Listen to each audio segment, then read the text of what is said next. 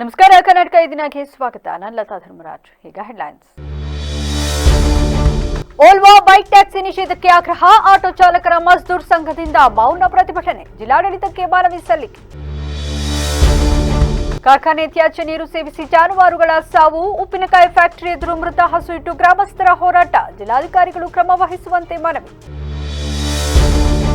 ಸರ್ಕಾರಿ ಗೋಮಾಳ ಭೂಮಿ ತೆರವುಗೊಳಿಸಿ ಗ್ರಾಮಸ್ಥರ ಉಪಯೋಗಕ್ಕೆ ಜಾಗವನ್ನು ಖಾತರಿಪಡಿಸಿ. ಹಾನುಬಾಳು ಹೋಬಳಿಯ ಮದನಾಪುರ ಗ್ರಾಮಸ್ಥರ ಒತ್ತಾಯ.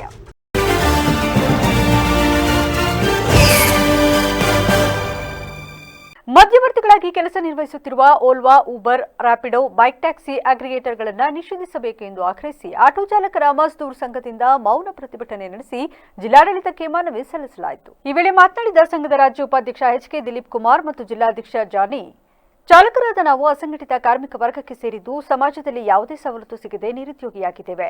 ಜೀವನೋಪಾಯಕ್ಕಾಗಿ ಆಟೋ ರಿಕ್ಷಾ ಚಾಲಕರಾಗಿ ಜೀವನ ಸಾಗಿಸುತ್ತಿದ್ದೇವೆ. ಇಷ್ಟು ವರ್ಷಗಳ ನಂತರ ಮಧ್ಯವರ್ತಿಗಳಾಗಿ ಕೆಲಸ ನಿರ್ವಹಿಸುತ್ತಿರುವ ಓಲ್ವಾ, ಊಬರ್, ರ್ಯಾಪಿಡೋ, ಬೈಕ್ ಟ್ಯಾಕ್ಸಿ ಅಗ್ರಿಗೇಟರ್ಗಳನ್ನು ನಿಷೇಧಿಸಿ ಎಂಬ ಆದೇಶ ಇದ್ದರೂ ಕೆಲವು ಅಗ್ರಿಗೇಟರ್ ಕಂಪನಿಗಳು ನಮ್ಮ ಜಿಲ್ಲೆಗೆ ಆಪ್ ಮುಖಾಂತರ, ಕೆಲವು ಕಂಪನಿಗಳು ಅನಧಿಕೃತವಾಗಿ ನಮ್ಮ ಆಟೋ ಚಾಲಕರಿಗೆ ಹಣದ ಆಸೆ ತೋರಿಸಿ ಆಫ್ ಡೌನ್ಲೋಡ್ ಮಾಡಿ ವೈಮನಸ್ಯ ಉಂಟು ಮಾಡುತ್ತಿದ್ದು, ಇದರಿಂದ ಮುಂದಿನ ದಿನಗಳಲ್ಲಿ ಜಿಲ್ಲೆಯಲ್ಲಿ ಅಹಿತಕರ ಘಟನೆ ಹಾಗೂ ಕಾನೂನು ಭಂಗವಾದರೆ ಖಾಸಗಿ ಕಂಪನಿಗಳೇ ನೇರ ಹೊಣೆ. ಸಮಾಜಮುಖಿ ಕೆಲಸ ನಿರ್ವಹಿಸುವ ಆಟೋ ಚಾಲಕರನ್ನು ಪರಿಗಣಿಸಿ ಖಾಸಗಿ ಮಧ್ಯವರ್ತಿಗಳನ್ನು ನಿಷೇಧಿಸಬೇಕಾಗಿ ವಿನಂತಿಸಿದರು. ಇವತ್ತಿನ ಕಾರಣ ಏನು ಅಂತಂದರೆ, ಸುಮಾರು ದಿನಗಳ ಹಿಂದೆ ಒಂದು ಸ್ಟ್ರೈಕನ್ನು ಮಾಡಿದ್ವಿ ಅಗ್ರಿಗೇಟರ್ ಬಗ್ಗೆ. ಓಲ್ವಾ, ಊಬರು, ರ್ಯಾಪಿಡೋ ಇದ್ರ ಬಗ್ಗೆ ಕಾನೂನು ರೀತಿ ಕ್ರಮ ತಗೋಬೇಕು ಅಂತ ಹೇಳ್ಬಿಟ್ಟು ಮೊನ್ನೆ DC ಅವರಿಗೆ ನಾವು ಮನವಿನ ಸಲ್ಲಿಸಿದ್ವಿ. ಆಮೇಲೆ ಮತ್ತೆ ಈಗ ಏನಾಗಿದೆ ಅಂದರೆ, ಅದು ಅತಿ ಹೇರಳವಾಗಿದೆ. ಹೈಕೋರ್ಟ್ ಆದೇಶ ಆದ್ರೂ, ಘನ ಸರ್ಕಾರ ಆದೇಶ ಮಾಡಿದ್ರು ಮತ್ತೆ ಬಂದು ಅವರು ಯಾರೋ ಮೀಡಿಯೇಟ್ರು, ಮಧ್ಯವರ್ತಿಗಳು ಬಂದ್ಬಿಟ್ಟು ಈಗ ಏನು ನಾವು ಬಡಪಾಯಿ ಜೀವನ ಮಾಡ್ತಿದ್ದೀವಿ, ಇದಕ್ಕೆ ಕಲ್ಲಾಕಂತ ಕೆಲಸ ಮಾಡ್ತಾಯಿದ್ದಾರೆ. ಕಲ್ಲಾಕ ಬದಲಿಗೆ ನಮ್ಮ ಆಟೋ ಚಾಲಕರ ವಿರುದ್ಧನೇ ನಮಗೆ ಎತ್ಕಡ್ತಿದ್ದಾರೆ. ನಮ್ಮ ಆಟೋ ಚಾಲಕರಿಗೆ ಎತ್ಕಡ್ತಿರ್ತಕ್ಕಂಥದ್ದು. ಯಾಕೆಂದರೆ ಬರೋದು ಏನು ಗೊತ್ತಿಲ್ಲದವರಿಗೆ ಅದು ಆ್ಯಪ್ ಮೂಲಕ ಅದನ್ನು ಇದು ಮಾಡೋದು, ಅದನ್ನೆಲ್ಲ ರೆಡಿ ಮಾಡಿ ಆದಮೇಲೆ ನಾವಿಲ್ಲಿ ಇದು ಮನವಿ ಕೊಟ್ಟಾದಮೇಲೆ ಮತ್ತೆ ತಿರ್ಗಾ ಬಂದ್ಬಿಟ್ಟು ನಮ್ಮ ಆಟೋದವರು ಇಲ್ಲ ನಾವು ಮಾಡ್ಬೋದಲ್ಲ, ಬೇರೆಯವ್ರು ಮಾಡೋಂಗಿಲ್ವಲ್ಲ, ಎಲ್ಲೋ ಬೋಲ್ಡು ಈ ಥರ ಇವ್ರು ಮಾಡೋದ್ರಿಂದ ನಮ್ಮ ಆಟೋದವರಿಗೆ ತುಂಬ ತೊಂದರೆ ಆಯ್ತಾಯಿದೆ. ಅದಾಗಿ ಇವತ್ತು ಇಷ್ಟೆಲ್ಲ ಜನ ಸೇರಿ ನಿರ್ದಾಕ್ಷಿಣ್ಯವಾಗಿ ಅದನ್ನು ನಮ್ಮ ಹಾಸನ ಜಿಲ್ಲೆಯಿಂದ ತೊಲಗಿಸಲೇಬೇಕು ಅಂತ ಹೇಳ್ಬಿಟ್ಟು ಮೊನ್ನೆ DC ಮೇಡಮ್ ಅವರಿಗೆ ಮನವಿ ಕೊಡ್ತಾಯಿದ್ದೀವಿ. ಎರಡನೇದು RTO ಆದೇಶ ಮಾಡಿ ಅದು ಆ್ಯಪ್ಗಳು ಈಗ ಬೆಂಗಳೂರಲ್ಲೆಲ್ಲ ಯಾವ ಥರ ಇದೆ ಆ ಥರದ್ದು ಅದನ್ನು. ಈ ವೇಳೆ ಹುಲಿನಸಿಪುರ ತಾಲೂಕು ಅಧ್ಯಕ್ಷ ಚೇತನ್, ಉಪಾಧ್ಯಕ್ಷ ಸುನಿಲ್, ಸದಸ್ಯ ದಿನಾಕರ್, ಪಾಲ್ರಾಜು, ನಿರಂಜನ್, ಹಾಸನ ಪ್ರಧಾನ ಕಾರ್ಯದರ್ಶಿ ಯಶವಂತ್ ಸೇರಿದಂತೆ ಮೊದಲಾದವರು ಹಾಜರಿದ್ದರು. ಉಪ್ಪಿನಕಾಯಿ ಕಾರ್ಖಾನೆಯಿಂದ ಕೆರೆಗಳಿಗೆ ಹೊರಬಿಡುತ್ತಿರುವ ತ್ಯಾಜ್ಯ ನೀರನ್ನು ಕುಡಿದು ಕಳೆದ 1 ತಿಂಗಳಿನಲ್ಲಿ 20 ರಿಂದ 30 ದನಕರುಗಳು ಮೃತಪಟ್ಟಿದೆ ಎಂದು ಆರೋಪಿಸಿ ಸಮುದ್ರಬಳ್ಳಿ ಗ್ರಾಮಸ್ಥರು ಕಾರ್ಖಾನೆ ಮುಂದೆ ಪ್ರತಿಭಟನೆ ನಡೆಸಿದರು. ಈ ಬಗ್ಗೆ ಮಾತನಾಡಿದ ಗ್ರಾಮಸ್ಥರು, ದಿನಕ್ಕೆ ಸುಮಾರು 2 ರಿಂದ 3 ದನಕರುಗಳು ಸಾವನ್ನಪ್ಪುತ್ತಿದ್ದು, ಜಿಲ್ಲಾಧಿಕಾರಿ ಅವರಿಂದ ಆದೇಶ ಇದ್ದರೂ ಕಾರ್ಖಾನೆಯವರು ಕೆರೆಗಳಿಗೆ ತ್ಯಾಜ್ಯ ನೀರನ್ನು ಹರಿಸಿ ಜಾನುವಾರುಗಳ ಬಲಿ ಪಡೆಯುತ್ತಿದ್ದಾರೆ. ಅಲ್ಲದೆ ಇಷ್ಟೆಲ್ಲ ಆದರೂ ಕಾರ್ಖಾನೆಯವರು ಉಡಾಫೆಯಿಂದ ವರ್ತಿಸುತ್ತಿದ್ದು, ಗ್ರಾಮಸ್ಥರ ಮನವಿಗೆ ಸರಿಯಾಗಿ ಸ್ಪಂದಿಸುತ್ತಿಲ್ಲ. ಆದ್ದರಿಂದ ಈ ಬಗ್ಗೆ ಜಿಲ್ಲಾಧಿಕಾರಿಯವರು ಗಮನ ಹರಿಸಿ ಸೂಕ್ತ ನ್ಯಾಯ ಒದಗಿಸಬೇಕೆಂದು ಮನವಿ ಮಾಡಿದರು. ಕೆಮಿಕಲ್ ನೀರನ್ನ ಕೆರೆಗೆ ಬಿಡ್ತಾ ಇದ್ದಾರೆ. ಕೆರೆ ನೀರು ಕುಡಿದು ದನಕರುಗಳು ದಿನಕ್ಕೆ ಹೋಗ್ಲಿ 2-3 ದಿವಸಕ್ಕೆ ಒಂದೊಂದು 2 ದನಕರುಗಳು ಸಾಯ್ತಾ ಇದಾವೆ. ಕಮ್ಮಿ ಅಂದ್ರೆ ನಮ್ಮೂರಲ್ಲಿ ಒಂದು 25 ರಿಂದ 30 ಹಸುಗಳು ಸತ್ತೋಗಿವೆ ಒಂದು ತಿಂಗಳಲ್ಲಿ. ಅದೇನು ಈ ಫ್ಯಾಕ್ಟ್ರಿ ನೀರ ಬಿಡಂಗಿಲ್ಲ ಅಂತ DC ಕಡೆಯಿಂದ ಆರ್ಡರ್ ಆಗಿದೆಯಂತೆ, ಆದ್ರೂ ಅವ್ರು ಬಿಡ್ತಾ ಇದ್ದಾರೆ. ಈಗ ದನಕರುಗಳಿಗೆ ಆಗ್ಲಿ ಮನುಷ್ಯರಿಗೆ ತೊಂದರೆ ಆದ್ರೂ ಈ ಫ್ಯಾಕ್ಟ್ರಿ ಏನಾದ್ರ ಬಗ್ಗೆ ತಲೆ ಕೆಡ್ಸ್ಕೊತಾ ಇಲ್ಲ. ಇಲ್ಲಿಗೆ ಬಂದು ನೋಡಿ ಅಂದ್ರು ನೋಡ್ತಾ ಇಲ್ಲ. ಏನ್ ಮಾಡ್ತಾರೆ, ಅಲ್ಲ ಫ್ಯಾಕ್ಟ್ರಿಗಳನ್ನ ಮುಚ್ಚಿಸ್ತಾರೋ, ಬೋರಲ್ಗಳಲ್ಲೂ ಅದೇ ನೀರು ಬರ್ತಾ ಇದಾವೆ, ಕೆಮಿಕಲ್ ನೀರೇ ಬರ್ತಾ ಇದಾವೆ. ಅದು ಫಿಲ್ಟರ್ ಮಾಡಿದ ನೀರಾದ್ರೂ ಕೂಡ ಕೆಮಿಕಲ್ ನೀರು ಬರ್ತಾ ಐತೆ. ಅದ್ ಏನ್ ಮಾಡ್ತಾರೆ, ಏನ್ ಕತೆ, DC-ನೇ ಬರ್ತಾರೋ ಯಾರೇ ಬರ್ತಾರೋ ಒಟ್ಟಿಗೆ ಬಂದು ನಮ್ಮ ಊರ್ ಜನಗಳ ಸಂಕಷ್ಟ ಕೇಳ್ಬೇಕು ಅಂತೇಳಿ ಇಲ್ಲಿಂದ ಮನವಿ ಸಲ್ಲಿಸ್ತೀವಿ. ಕೆರೆ ನೀರ್ ಕುಡ್ದು ದನಕರುಗಳು ಕೆರೆಲ್ ತಾನೇ ನೀರ್ ಕುಡಿತವೆ. ದನಕರ ಕುಡ್ದು ಹಿಂಗ್ ಸತ್ತೋದ್ರೆ ಒಂದೊಂದು ಮನೇಲಿ 2 ಹಸುಗಳು ಸತ್ತವೆ ಈ ತಿಂಗಳಲ್ಲಿ. ಅದ್ ಏನು ಬಂದು ನೋಡಿ ವಿಚಾರಿಸ್ಬೇಕು. ಬೋರಲ್ಲೂ ಕೂಡ ಕೆಮಿಕಲ್ ನೀರೇ ಬರ್ತಾ ಇದಾವೆ. ಬಂದು ಗದ್ದೆ ಬೈಲು ನೆಡಂಗ್. ಈಗ 3 ದಿವಸದಲ್ಲಿ ನಮ್ದೊಂದು ಹಸು ಐತೆ, ಒಂದ್ ಕರು ಐತೆ, 2 ನೀರ್ ಕುಡ್ದು ದೊಡ್ಡ ಕೆರೆಗೆ ಯಾರಲ್ಲಿ ನೀರ್ ಬಿಟ್ಟಾರ ಕೆರೆಗೆ. ಈಗ 3 ದಿವಸದಲ್ಲಿ ಒಂದು ಐತೆ, ಅರ್ಧಲ್ಲೊಂದು ಐತೆ. ನಮ್ಮ ಎರಡಿಂಗಾಗಿ ನೀರ್ ಕುಡ್ದಿದ್ದಾರೆ ಆಯ್ತಾವೆ. ನಮ್ಗೆ ಅದ್ ಏನ್ ಕೊಡ್ಸ್ತೀರಿ ಕೊಡ್ಸಿ, ಇಲ್ಲ ಫ್ಯಾಕ್ಟ್ರಿ ಪೂರ್ತಿ ಮುಚ್ಚಿಸಿ ಕೆರೆಗೆ ಮುಚ್ಚಬೇಕು. ತಿಂಗಳಲ್ಲಿ ಏನ್ ಮೇಡಮ್ ನಾವು ಈ ತರ ನ್ಯಾಯ ಕೊಡ್ಸಿಲ್ಲ ನಮ್ಗೆ.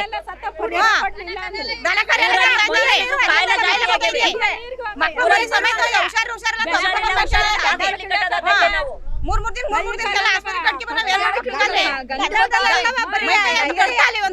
ಜಂಬಲ್ಡಿ ಗ್ರಾಮದ ಸರ್ವೆ ನಂಬರ್ 209ರಲ್ಲಿ ಇರುವ ಸರ್ಕಾರಿ ಗೋಮಾಳ ಭೂಮಿಯನ್ನ ತೆರವುಗೊಳಿಸಿ ಮದನಾಪುರ ಗ್ರಾಮದ ಗ್ರಾಮಸ್ಥರ ಉಪಯೋಗಕ್ಕೆ ಖಾತರಿಸಬೇಕೆಂದು ಸಕಲೇಶಪುರ ತಾಲೂಕು ಹಾನ್ಬಾಳ್ ಹೋಬಳಿಯ ಮದನಾಪುರ ಗ್ರಾಮಸ್ಥರು ಒತ್ತಾಯಿಸಿದರು. ಈ ಬಗ್ಗೆ ಸಕಲೇಶಪುರದಲ್ಲಿಂದು ಪತ್ರಿಕಾಗೋಷ್ಠಿಯಲ್ಲಿ ಗ್ರಾಮದ ಮುಖಂಡ ಲಕ್ಷ್ಮಣ್ ಮಾತನಾಡಿ, ಜಂಬಲ್ಡಿ ಸರ್ವೆ ನಂಬರ್ 209ರಲ್ಲಿ ಇರುವ 27 ಎಕರೆ 20 ಗುಂಟೆ ಸರ್ಕಾರಿ ಗೋಮಾಳ ಜಮೀನನ್ನ ಕೆಲವು ವ್ಯಕ್ತಿಗಳು ಅಕ್ರಮವಾಗಿ ಬಳಸುತ್ತಿದ್ದು ಅದನ್ನು ತೆರವುಗೊಳಿಸಿ ಗ್ರಾಮಸ್ಥರ ವಸತಿ ಹಾಗೂ ಇತರ ಸಾರ್ವಜನಿಕ ಅಭಿವೃದ್ಧಿಗೆ ಮೀಸಲಿಡಬೇಕು. ಈ ಪ್ರದೇಶದಲ್ಲಿ ಪರಿಶಿಷ್ಟ ಜಾತಿ, ಪರಿಶಿಷ್ಟ ಪಂಗಡ ಹಾಗೂ ಹಿಂದುಳಿದ ವರ್ಗದ 100ಕ್ಕೂ ಹೆಚ್ಚು ಕುಟುಂಬಗಳು ವಾಸಿಸುತ್ತಿದ್ದು ಹೆಚ್ಚಿನವರು ಕೂಲಿ ಕಾರ್ಮಿಕರಾಗಿದ್ದಾರೆ.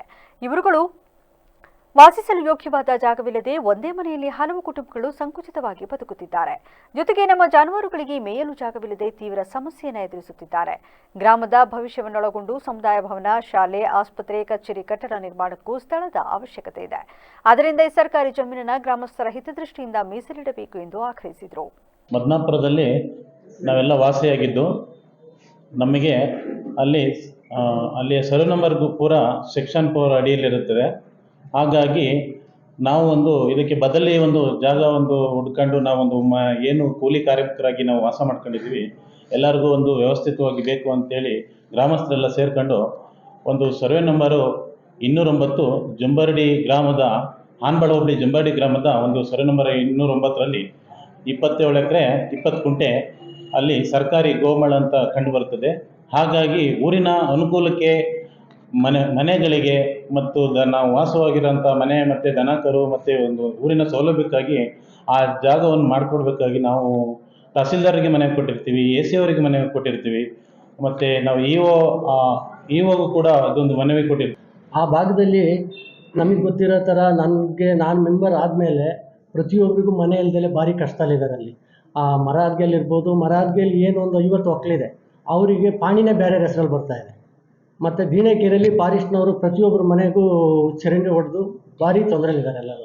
ಇವರಿಗೋಸ್ಕರ 20 ಎಕರೆ 20 ಗುಂಟೆ ಜಾಗ ಏನಿದೆ ಅದರಲ್ಲಿ ನಿವೇಶನ ಮಾಡಿಕೊಡ್ಬೇಕು ಅಂತ ಹೇಳ್ಬಿಟ್ಟು ನಾವು ಎಲ್ಲ ಆರೆಯಿಂದ ಹಿಡಿದು ತಹಸೀಲ್ದಾರರು ಎಲ್ಲರಿಗೂ ಮನವಿ ಮಾಡಿದ್ವಿ. ಇವಾಗೂ ಲೆಟರ್ ಕೊಟ್ಟಿದ್ದೀವಿ, ನಮಗೆ ಮನೆ ಇಲ್ಲ, ಗುಂಪು ಮನೆಗಳಿಗೆ ಮನೆ ತುಂಬ ತೊಂದರೆ ಇದೆ, ಮನೆ ಮಾಡಿಕೊಡ್ಬೇಕು ಅಂತೇಳಿ ನಾವು ತೊಂದರೆ ಆಗಿದೆ ನಮಗೆ ಅಂತೇಳಿ ಎಲ್ಲ ಮನವಿ ಮಾಡ್ಕೊಂಡಿದ್ದೀವಿ. ಅದಕ್ಕೋಸ್ಕರ ಈ ಗುಂಪು ಮನೆಗೆ ಅವಕಾಶ ಇಲ್ಲಿದೆ ಅಂತೇಳಿ ನಮ್ಗೆ ತಿಳಿದು ಬಂದಾಗ ಅಷ್ಟರೊಳಗೆ ಇವರೆಲ್ಲ ಬೇಲಿ ಎಲ್ಲ ಹಾಕೊಂಡು ಸುಮ್ಮನೆ ತೊಂದರೆ ಆಯಿತು. ಯಾರ ಉದ್ದೇಶಪೂರ್ವಕವಾಗಿ ನಾವು ಅಲ್ಲಿಗೆ ತೊಂದರೆ ಕೊಡ್ತಾಯಿಲ್ಲ ಯಾರಿಗೂ. ಅವ್ರಿಗೂ ಗೊತ್ತು, ಎಲ್ಲರಿಗೂ ಗೊತ್ತಿದೆ ನಮಗೆ ತೊಂದರೆ ಆಗಿದೆ, ಇಲ್ಲಿ ಮನೆ ಕಟ್ಟೋಕ್ಕೆ ಜಾಗ ಇಲ್ಲ, ಇದರಿಂದ ಅನುಕೂಲ ಬೇಕು ಅಂತ ಎಲ್ರಿಗೂ ಗೊತ್ತಿದ್ದು ಎಲ್ಲರೂ ಒತ್ತುವರಿ ಮಾಡ್ಕೊಂಡಿದ್ದಾರೆ.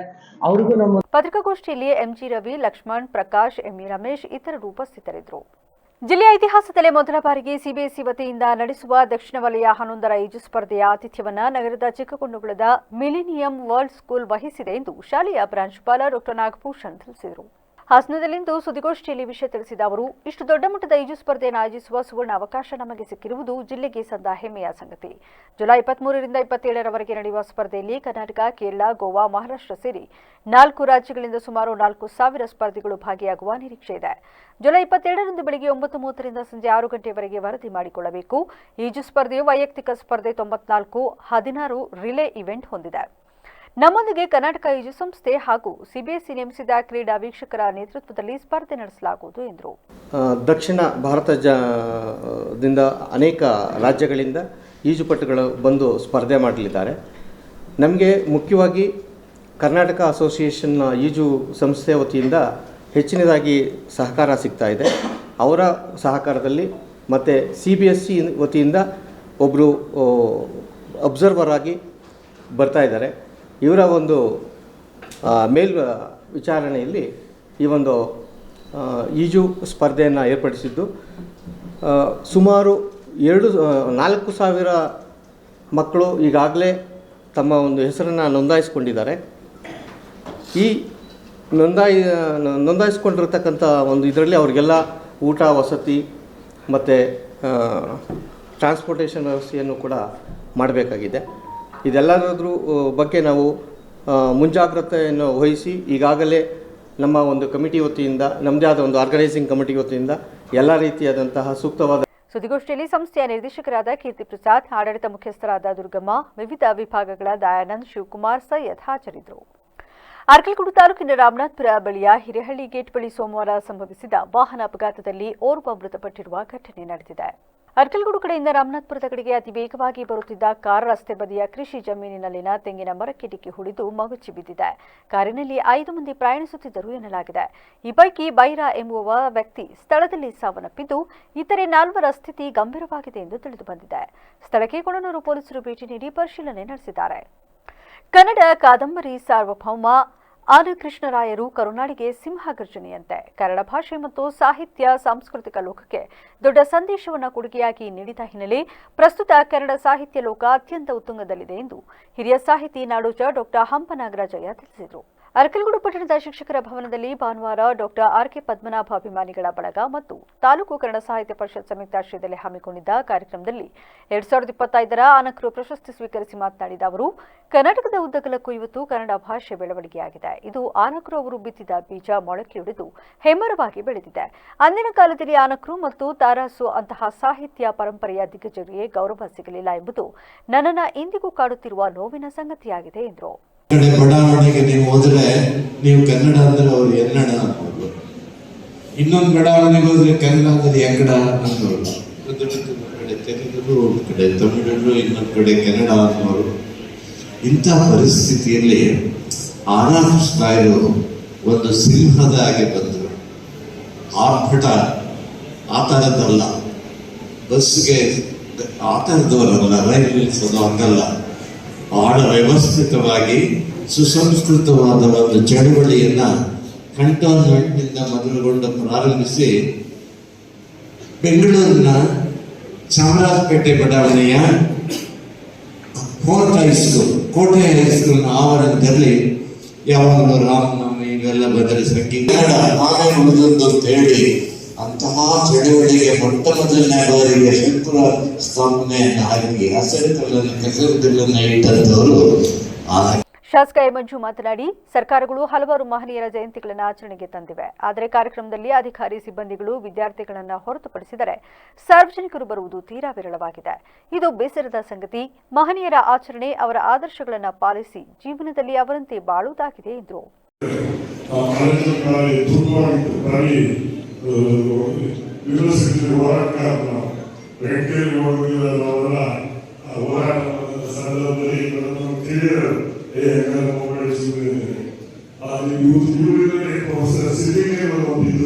ಕನ್ನಡ ಸಾಹಿತ್ಯದಲ್ಲಿ ಭಾರಿ ಪುಸ್ತಕಗಳನ್ನ ಹೋರಾಟದ ಅಧ್ಯಕ್ಷರ ನಮಗೆ ಅವ್ರಿಗೆಲ್ಲ ಕಟ್ಟಬೇಕು. ನಮಗೆ ಏನಾದ್ರು ಇಲ್ಲಿ ಇಷ್ಟು ಶಕ್ತಿ ತುಂಬಬೇಕಾದ್ರೆ ಬೆಂಗಳೂರಿನ ವಿಶ್ವವಿದ್ಯಾಲಯ ಸಿನೇಟು ಸಿಟಿಗಳು ಹೊರಡಬೇಕು ಅಂತೇಳಿ ನಾವು ಫಸ್ಟ್ ಕ್ಲಾಸ್ ಈ ಮುಖಾಂತರ ನಮಗೆ ಇವತ್ತು ತುಂಬಿರ್ತಕ್ಕಂಥದ್ದು. ಅದಕ್ಕೆ ಕಾರಣಗಳು ಅವರು ಅಂತಂದ್ರೆ ಇವತ್ತು ನಾನು ಹೇಳ್ಕೊಂಡು ತಾವೆಲ್ಲರೂ ಇವತ್ತು ಉತ್ತಮವಾದ ಕಾರ್ಯಕ್ರಮವನ್ನು ಮಾಡಿದ್ದೀರಿ. ಭಗವಂತ ಯಶಸ್ವಿಯಾಗಿ ಇದೇ ತರ ಕಾರ್ಯಕ್ರಮಕ್ಕೆ ನಮ್ಮ ಈ ಕೆಂಪೇಗೌಡ ಜಯಂತಿಗಳು ಮಾತ್ರ ಅಂಬೇಡ್ಕರ್ ಜಯಂತಿ, ಕೆಂಪೇಗೌಡ ಜಯಂತಿ ಅದು ಜಯಂತಿ ಅಲ್ಲ, ಅದು ವ್ಯಕ್ತಿತ್ವದ. ಈ ವೇಳೆ ಸಂಗೀತ ವಿದ್ವಾನ್ ಆರ್.ಕೆ. ಪದ್ಮನಾಭ, ಬೆಂಗಳೂರಿನ ಬಿಎಂ ಶ್ರೀ ಪ್ರತಿಷ್ಠಾನದ ಅಧ್ಯಕ್ಷ ಡಾ ಬೈರಮಂಗಲ ರಾಮೇಗೌಡ, ಜಿಲ್ಲಾ ಕನ್ನಡ ಸಾಹಿತ್ಯ ಪರಿಷತ್ ಅಧ್ಯಕ್ಷ ಮಲ್ಲೇಶ್ ಗೌಡ, ತಹಶೀಲ್ದಾರ್ ಸೌಮ್ಯ, ಪೊಲೀಸ್ ಅಧಿಕಾರಿ ಕಾವ್ಯ, ಗ್ರೇಡ್ 2 ತಹಶೀಲ್ದಾರ್ ಸ್ವಾಮಿ ಸೇರಿದಂತೆ ಇತರರು ಹಾಜರಿದ್ದರು. ಆಲೂರು ತಾಲೂಕು ಛಲವಾದಿ ಮಹಾಸಭಾದ ವತಿಯಿಂದ ಸಕಲೇಶಪುರ ತಾಲೂಕು ಗ್ಯಾರಂಟಿ ಯೋಜನೆಗಳ ಅನುಷ್ಠಾನ ಸಮಿತಿ ಅಧ್ಯಕ್ಷ ಮುರಳೀಮೋಹನ್ ಅವರ ಹುಟ್ಟುಹಬ್ಬದ ಅಂಗವಾಗಿ ಜುಲೈ 22ರಂದು ಉಚಿತ ಆರೋಗ್ಯ ತಪಾಸಣಾ ಶಿಬಿರವನ್ನು ಆಯೋಜಿಸಲಾಗಿದೆ ಎಂದು ತಾಲೂಕು ಛಲವಾದಿ ಮಹಾಸಭಾದ ಅಧ್ಯಕ್ಷ ಎಚ್ಎಂ ಲೋಹಿತ್ ಕುಮಾರ್ ತಿಳಿಸಿದರು. ಆಲೂರಿನಲ್ಲಿ ನಡೆದ ಪತ್ರಿಕಾಗೋಷ್ಠಿಯಲ್ಲಿ ಈ ಬಗ್ಗೆ ಮಾಹಿತಿ ನೀಡಿದ ಅವರು, ಅಂದು ಪಟ್ಟಣದ ಡಾ ಬಿಆರ್ ಅಂಬೇಡ್ಕರ್ ಭವನದಲ್ಲಿ ಉಚಿತ ಆರೋಗ್ಯ ತಪಾಸಣಾ ಶಿಬಿರವನ್ನು ಆಯೋಜಿಸಲಾಗಿದ್ದು, ಹಾಸನದ ಮಹಾಲಕ್ಷ್ಮಿ ಮಂಜಪ್ಪ ಮಲ್ಟಿಸ್ಪೆಷಾಲಿಟಿ ಆಸ್ಪತ್ರೆಯ ನುರಿತ ವೈದ್ಯರುಗಳಿಂದ ತಪಾಸಣೆ ನಡೆಸಲಾಗುವುದು. ತಾಲೂಕಿನ ಎಲ್ಲ ಸಾರ್ವಜನಿಕರು ಇದರ ಸದುಪಯೋಗ ಪಡೆದುಕೊಳ್ಳುವಂತೆ ತಿಳಿಸಿದರು. ಪತ್ರಿಕಾ ಮಿತ್ರರಿಗೂ ಮಾಧ್ಯಮದರಿಗೂ ಅವಕಾಶ ಪಡೆದ ಸಾಗಿಸ್ತಾ ಛಲವಾದಿ ಮಹಾಸಭಾ ಸಂಸ್ಥಾಪಕರು ಹಾಗೂ ರಾಜ್ಯಾಧ್ಯಕ್ಷ ಶ್ರೀಮತಿ ವಾಣಿಜ್ಯ ಶ್ರೀನಿವಾಸರು ಮತ್ತು ಜಿಲ್ಲಾಧ್ಯಕ್ಷ ಎ ಟಿ ಲೋಕೇಶ್ ಕುಮಾರ್ ಅಜ್ಜನಹಳ್ಳಿಯವರ ಸಹಕಾರದೊಂದಿಗೆ ಛಲವಾದಿ ಮಹಾಸಭಾ ವತಿಯಿಂದ ಆಲೂರಿನಿಂದ ಛಲವಾದಿ ಮುಖಂಡರು ಹಾಗೂ ಆಲೂರು ಸಕಲೇಶಪುರ ವಿಧಾನಸಭಾ ಕ್ಷೇತ್ರದ ಮುಖಂಡರು ಆದ ಶ್ರೀಯುತ ಮುರಳೀಮೋಹನ್ ಸರ್ ಅವರ ಹುಟ್ಟುಹಬ್ಬದ ಪ್ರಯುಕ್ತ ಆಲೂರಿನಲ್ಲಿ ಉಚಿತ ಆರೋಗ್ಯ ತಪಾಸಣೆ ಶಿಬಿರವನ್ನು ಹಮ್ಮಿಕೊಳ್ಳಲಾಗಿದೆ. ಈ ಮಹಾಲಕ್ಷ್ಮಿ ಮಂಜಪ್ಪ ಮಲ್ಟಿಸ್ಪೆಷಾಲಿಟಿ ಎಂಬ ಆಸ್ಪತ್ರೆಯಿಂದ ನುರಿತ ವೈದ್ಯರುಗಳಿಂದ ಉಚಿತವಾಗಿ ಆರೋಗ್ಯ ತಪಾಸಣೆಯನ್ನು ಹಮ್ಮಿಕೊಂಡಿದ್ದು ಇಲ್ಲಿ ಪತ್ರಿಕಾಗೋಷ್ಠಿಯಲ್ಲಿ ಪ್ರಧಾನ ಕಾರ್ಯದರ್ಶಿ ಬಿಎಂ ಹರೀಶ್, ತಾಲೂಕು ಛಲವಾದಿ ಮಹಾಸಭಾಧ್ಯಕ್ಷ ಎಚ್ಎಂ ಲೋಹಿತ್ ಕುಮಾರ್, ದೊಡ್ಡಯ್ಯ, ಯೋಗೇಶ್ ಭರತವಳ್ಳಿ, ಪುಟ್ಟಸ್ವಾಮಿ ಹಾಜರಿದ್ದರು. ಕೆಂಪೇಗೌಡರ ದೂರದೃಷ್ಟಿಯ ಫಲವಾಗಿ ಬೆಂಗಳೂರು ವೇಗವಾಗಿ ಬೆಳೆದು ಅಂತಾರಾಷ್ಟ್ರೀಯ ಮಟ್ಟದಲ್ಲಿ ಹೆಸರು ಗಳಿಸಿತು ಎಂದು ಸಮಾಜ ಸೇವಕ ಆರ್ಟಿಒ ಮಲ್ಲಿಕಾರ್ಜುನ್ ಹೇಳಿದರು.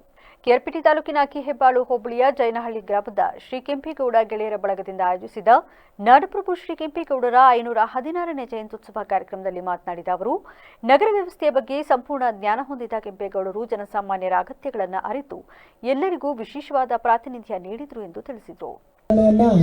ಈ ಗ್ರಾಮದಲ್ಲಿ ಮಾಡ್ತಾ ಇರ್ತಕ್ಕಂಥದ್ದು, ಈ ಗ್ರಾಮದಲ್ಲಿ ಮಾಡ್ತಾ ಇರ್ತಕ್ಕಂಥ ಯುವಕರಿಗೆ ನನ್ನ ಶಿರಸಾಷ್ಟಾಂಗ ನಮಸ್ಕಾರಗಳನ್ನ ತಿಳಿಸ್ತಾ, ಈ ವೇದಿಕೆಯಲ್ಲಿ ಆಸೀನರಾಗಿರ್ತಕ್ಕಂಥ ಎಲ್ಲ ಗಣ್ಯರು, ಅದರಲ್ಲೂ ಕೂಡ ಇವತ್ತು ಶಾಸಕರು ಬರಬೇಕಾಗಿತ್ತು, ಅವರ ಅನುಪಸ್ಥಿತಿಯಲ್ಲಿ ಲೋಕೇಶ್ ಅಣ್ಣ ಅವರಿದ್ದಾರೆ. ನೀವು ಕೂಡ ಲೋಕೇಶ್ ಅಣ್ಣ ಅವರಿಗೆ ಒಂದೆರಡು ಮನವಿ ಕೂಡ ಕೊಟ್ಟರಿ. ನಾನು ಕೂಡ ಇದೇ ಪಕ್ಕದ ಗ್ರಾಮದವನೇ ಆಗಿರೋದ್ರಿಂದ ನಿತ್ಯ ನಿರಂತರ ನನ್ನ ಬಾಲ್ಯದಲ್ಲೂ ಕೂಡ ನಾನು ಇಲ್ಲಿ ಓಡಾಡಿದಂಥ ಜಾಗ ಆಗಿರೋದ್ರಿಂದ ಇವತ್ತೇನು ನೀವು ಮನವಿ ಕೊಟ್ಟರೆ ಚಂದ್ರೇಗೌಡರು ಸೋಪಾನಗಟ್ಟೆ ಆಗಬೇಕು ಅನ್ನೋಂಥದ್ದು ಖಂಡಿತವಾಗೂ ತುಂಬ ದೊಡ್ಡ ಕೆರೆ ಇದೆ. ಆ ಕೆರೆ ನೀರು ಇಲ್ಲದೆ ಇರುವಂಥ ಟೈಮ್ನಲ್ಲಿ ಎಲ್ಲ ಯುವಕರು ಕ್ರಿಕೆಟ್ ಆಡೋ ಜಾಗಕ್ಕೂ ಕೂಡ ನಾನು ಬಂದು ನೋಡಿದ್ದೀನಿ. ಸೋಪಾನಗಟ್ಟೆ ಅತ್ಯಂತ ಅವಶ್ಯಕತೆ ಇದೆ. ಅದನ್ನು ಅಣ್ಣವ್ರ ಗಮನಕ್ಕೆ ತಂದು, ಅಧಿಕಾರಿಗಳ ಗಮನಕ್ಕೆ ತಂದು ಸೋಪಾನಗಟ್ಟೆ ಮಾಡಿಸ್ಕೊಳ್ಳೋಂಥ ಕೆಲಸವನ್ನು ನೀವು ಕೂಡ ಮಾಡಿಸ್ಕೊಳ್ಳಿ ಅಂತ ನಂದು ಕೂಡ ಒಂದು ಮನವಿ ಕೂಡ ನಾನು ಮಾಡ್ತಾ ಇದ್ದೀನಿ. ಅದರ ಜೊತೆಗೆ ಯುವಕರೆಲ್ಲರನ್ನು ಕೂಡ ಟಿಎಪಿಸಿಎಂಎಸ್ ಮಾಜಿ ನಿರ್ದೇಶಕ ಎಚ್ಡಿ ಲೋಕೇಶ್ ಮಾತನಾಡಿ, ಜೈನಹಳ್ಳಿ ಗ್ರಾಮ ವಿಶೇಷ ಇತಿಹಾಸದ ಜೊತೆಗೆ ಜೆಡಿಎಸ್ ಪಕ್ಷಕ್ಕೆ ಪ್ರತಿ ಚುನಾವಣೆಯಲ್ಲೂ ಶಕ್ತಿ ತುಂಬುತ್ತಿದ್ದು, ಇಂತಹ ಗ್ರಾಮದಲ್ಲಿ ಕೆಂಪೇಗೌಡರ ಜಯಂತ್ಯುತ್ಸವ ಆಚರಿಸುತ್ತಿರುವುದು ಶ್ಲಾಘನೀಯ. ಅವರ ಆಡಳಿತ ಕುಶಲತೆಗಳನ್ನು ಪ್ರತಿಯೊಬ್ಬರು ಜೀವನದಲ್ಲಿ ಅಳವಡಿಸಿಕೊಳ್ಳಬೇಕು ಎಂದರು. ಜೊತೆಗೆ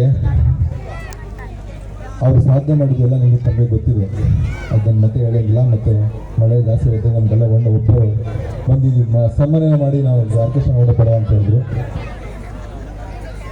ಜೊತೆ ನಮ್ಮ ಸ್ನೇಹಿತರು ಅಧ್ಯಕ್ಷರು ಪತ್ರ ಕೊಟ್ಟು ಅದಕ್ಕೆ ಏನೋ ಪುಟ್ಲಿ ಮಾಡ್ತಾ ಇದ್ವಿ, ಅದಕ್ಕೆ ನಮ್ಮ ಏನಿದೆ. ಆಮೇಲೆ ಜೊತೆಗೆ ನಮ್ಮ ಅಣ್ಣ ಬರಬೇಕಿತ್ತು ಇವತ್ತು. ನಿನ್ನೆ ನಮ್ಮ ಸ್ನೇಹಿತರಿಗೆ ಎಲ್ಲರಿಗೂ ನಾನು ಯಾಕೆ ನಮ್ಮ ಸ್ನೇಹಿತರು ಕಮ್ಮಿ ಇದ್ದಾರೆ, ಎಲ್ಲ ಮುಂದೆ ಅಲ್ಲಿದ್ದರು ನಿಂತಿದ್ದಾರೆ. ಅವ್ರಿಗೆಲ್ಲ ನಾನು ಇನ್ನೂ ಹೇಳ್ತೀನಿ, ಅಣ್ಣ ಇವಾಗ ಜಸ್ಟ್ ಒಂದು ಅರ್ಧ ಗಂಟೆ ಬರಬೇಕಾದ್ರೆ ಜನವರಿ ಗ್ರಾಮಕ್ಕೆ ಹೋಗಿದ್ದ, ಮಿಸ್ ಮಾಡಿದ್ರೆ ಹೋಗಿದ್ದ ಬಾ ಅಂತ ಹೇಳಿದ್ರು. ಬರ್ತಾ ನಾನು ಹೋಗ್ತೇನೆ ಅಂತ ಹೇಳಿದೆ. ಅವ್ರು ಬರಬೇಕಿದ್ದು ಕಾರಣದಿಂದ ಬರೋಕ್ಕಾಗಿಲ್ಲ. ಯಾಕೆಂದರೆ ಈ ತಾಲೂಕಿನ ವಿಚಾರವಾಗಿ ಕುಮಾರನ ಹತ್ರ ಮಾತಾಡೋಕ್ಕೆ ಅಂತೇಳಿ ಇವತ್ತು ಡೇಟ್ ಕೊಟ್ಟಿದ್ದು ದೆಹಲಿಗೆ.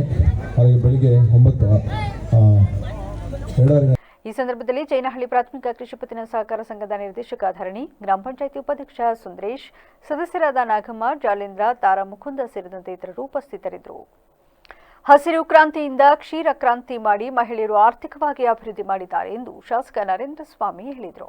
ಮಳವಳ್ಳಿ ಪಟ್ಟಣದ ಅಂಬೇಡ್ಕರ್ ಭವನದಲ್ಲಿ ಭಾನುವಾರ ಮಳವಳ್ಳಿ ತಾಲೂಕು ಹಾಲು ಉತ್ಪಾದಕರ ಸಹಕಾರ ಸಂಘಗಳ ನೌಕರರ ಕ್ಷೇಮಾಭಿವೃದ್ಧಿ ಸಂಘದ ವತಿಯಿಂದ ನೂತನ ನಿರ್ದೇಶಕರಿಗೆ ಅಭಿನಂದನಾ ಸಮಾರಂಭವನ್ನು ಉದ್ಘಾಟಿಸಿ ಮಾತನಾಡಿದ ಅವರು, ಹಾಲು ಉತ್ಪಾದನೆ ಮಾಡುವಲ್ಲಿ ನಮ್ಮ ಜಿಲ್ಲೆ ರಾಜ್ಯದಲ್ಲೇ ನಂಬರ್ 1 ಸ್ಥಾನದಲ್ಲಿದ್ದು, ನಮ್ಮ ಮುಖ್ಯಮಂತ್ರಿ ಸಿದ್ದರಾಮಯ್ಯ ಮಕ್ಕಳಲ್ಲಿ ಪೌಷ್ಟಿಕಾಂಶ ಹೆಚ್ಚಲು ಕ್ಷೀರಭಾಗ್ಯ ಯೋಜನೆ ಜಾರಿಗೆ ತಂದು ಶಾಲಾ ಮಕ್ಕಳಿಗೆ ಹಾಲು ನೀಡುತ್ತಿದ್ದಾರೆ ಎಂದರು.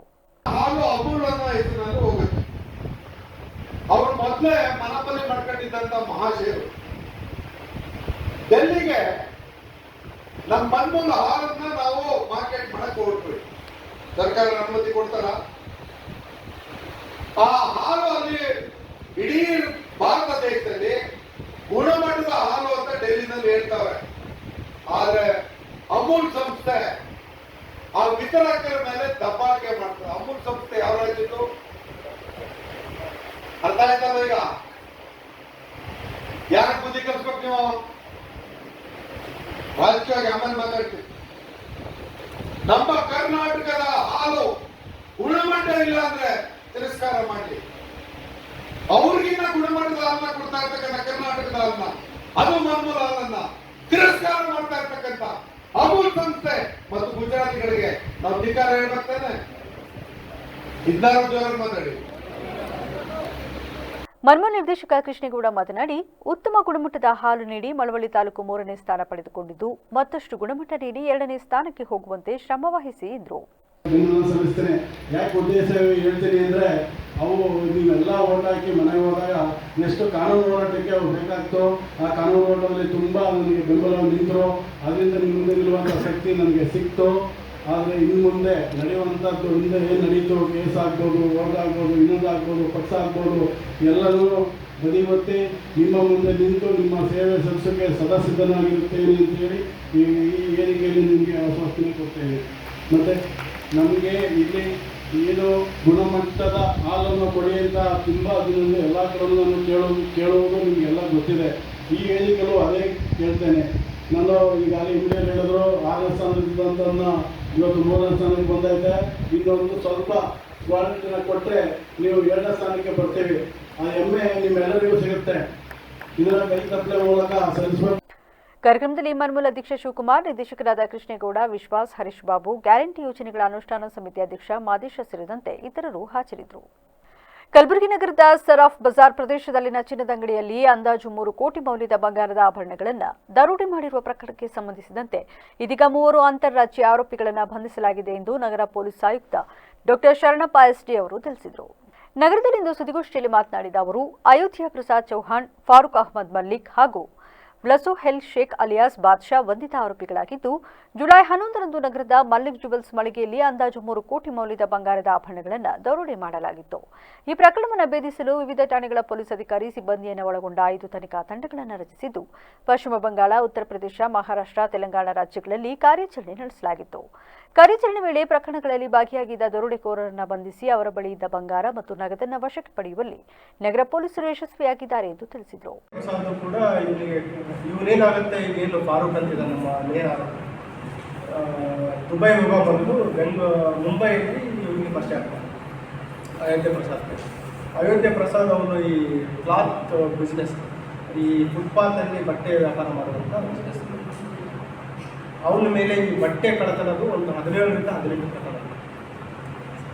ಹಿಂಟ್ ಎಲ್ಲಿ ಸಿಕ್ತು ಅಂತ ಹೇಳಿಲ್ಲ, ಫಸ್ಟ್ ಇನ್ವೆಸ್ಟಿಗೇಷನ್ ಮಾಡಿ ಲಿಂಕ್ ಯಾವ ರೀತಿ ಸಿಕ್ತು ಅಂತ ಹೇಳಿದಾಗ ಅದು ತನಿಖೆಗೆ ಅಡಚಣೆ ಆಗುತ್ತೆ. ಮತ್ತು ನಾನು ಹೇಳಿದ್ದೀನಿ, ಕೆಲವು CCTV ಪರಿಶೀಲನೆ ಮಾಡಿದ್ದೀವಿ ಮತ್ತು ಅವರ ಮೂವ್ಮೆಂಟ್ಗಳ ಬಗ್ಗೆ ಟ್ರೈಲ್ ಮಾಡಿದ್ದೀವಿ. ಏನಂತಂದರೆ ಯಾವಾಗ ಅವರು ಬಂದು ಕೃತ್ಯ ಮಾಡಲಿಕ್ಕೆ ಮತ್ತು ಕೃತ್ಯ ಮಾಡಿದ ನಂತರ ಯಾವ ದಿಕ್ಕಿನಲ್ಲಿ ಹೋಗಿದ್ದು, ಅದರ ಬಸ್ ಸ್ಟ್ಯಾಂಡಿಂದ ಹೋಗಿಲ್ಲ ಅಥವಾ ಟ್ರೈನಿಂದ ಟ್ರಾವೆಲ್ ಮಾಡಿದ್ದು ಮತ್ತು ಯಾವ ಸ್ಟೇಟಿಗೆ ಹೋಗಿರೋದಾದ್ರೆ ಅದಕ್ಕೆ ನಾವು ತಕ್ಷಣ ನಮ್ಮ ತಂಡಗಳನ್ನು ಬೇರೆ ಬೇರೆ ರಾಜ್ಯಗಳಿಗೆ ಕಳಿಸಿದ್ದೀವಿ.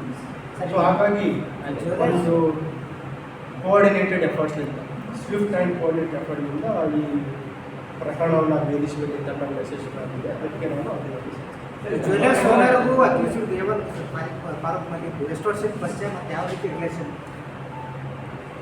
ಇಲ್ಲಿವರೆಗೆ ನಾವೇನು ತನಿಖೆ ಮಾಡಿದ್ವಿ ಅದರ ಪ್ರಕಾರ ಆರೋಪಿ ಮತ್ತು ವ್ಯಕ್ತಿಗೆ ಯಾವುದೇ ರೀತಿ ನೇರ ಸಂಪರ್ಕ ಇಲ್ಲ, ಡೈರೆಕ್ಟ್ ಪರಿಚಯ ಆಗುವಂಥದ್ದು ಅಥವಾ ಅವರಿಗೆ ಸಂಪರ್ಕ ಇರುವಂಥದ್ದಿಲ್ಲ. ಬಟ್ ಸುದ್ದಿಗೋಷ್ಠಿಯಲ್ಲಿ ಡಿಸಿ ಕನಿಕಾ ಸಿಕ್ರಿವಾಲ್, ಪ್ರವೀಣ್ ನಾಯ್ಕ್ ಸೇರಿದಂತೆ ತನಿಖಾ ತಂಡಗಳ ನೇತೃತ್ವ ವಹಿಸಿದ್ದ ಪೊಲೀಸ್ ಅಧಿಕಾರಿಗಳು ಹಾಜರಿದ್ದರು. ಕೊನೆಯಲ್ಲಿ ಮತ್ತೊಮ್ಮೆ ಹೆಡ್ಲೈನ್ಸ್. ಓಲ್ವಾ ಬೈಕ್ ಟ್ಯಾಕ್ಸಿ ನಿಷೇಧಕ್ಕೆ ಆಗ್ರಹ, ಆಟೋ ಚಾಲಕರ ಮಜ್ದೂರ್ ಸಂಘದಿಂದ ಮೌನ ಪ್ರತಿಭಟನೆ, ಜಿಲ್ಲಾಡಳಿತಕ್ಕೆ ಮನವಿ ಸಲ್ಲಿಕೆ. ಕಾರ್ಖಾನೆ ತ್ಯಾಜ್ಯ ನೀರು ಸೇವಿಸಿ ಜಾನುವಾರುಗಳ ಸಾವು, ಉಪ್ಪಿನಕಾಯಿ ಫ್ಯಾಕ್ಟರಿ ಎದುರು ಮೃತ ಹಸು ಇಟ್ಟು ಗ್ರಾಮಸ್ಥರ ಹೋರಾಟ, ಜಿಲ್ಲಾಧಿಕಾರಿಗಳು ಕ್ರಮ ವಹಿಸುವಂತೆ ಮನವಿ. ಸರ್ಕಾರಿ ಗೋಮಾಳ ಭೂಮಿ ತೆರವುಗೊಳಿಸಿ ಗ್ರಾಮಸ್ಥರ ಉಪಯೋಗಕ್ಕೆ ಜಾಗವನ್ನು ಖಾತರಿಪಡಿಸಿ, ಹಾನುಬಾಳು ಹೋಬಳಿಯ ಮದನಾಪುರ ಗ್ರಾಮಸ್ಥರ ಒತ್ತಾಯ. ಇದಾಗಿತ್ತು ಇಲ್ಲಿವರೆಗಿನ ನ್ಯೂಸ್ ಅಪ್ಡೇಟ್ಸ್. ನಿರಂತರ ಸುದ್ದಿಗಾಗಿ ನೋಡ್ತಾ ಇರಿ ವಿವಿಸಿ ನ್ಯೂಸ್. ಇದು ಜನರ ಧ್ವನಿ, ಸತ್ಯದ ಕಡೆ ನಮ್ಮ ನಡೆ.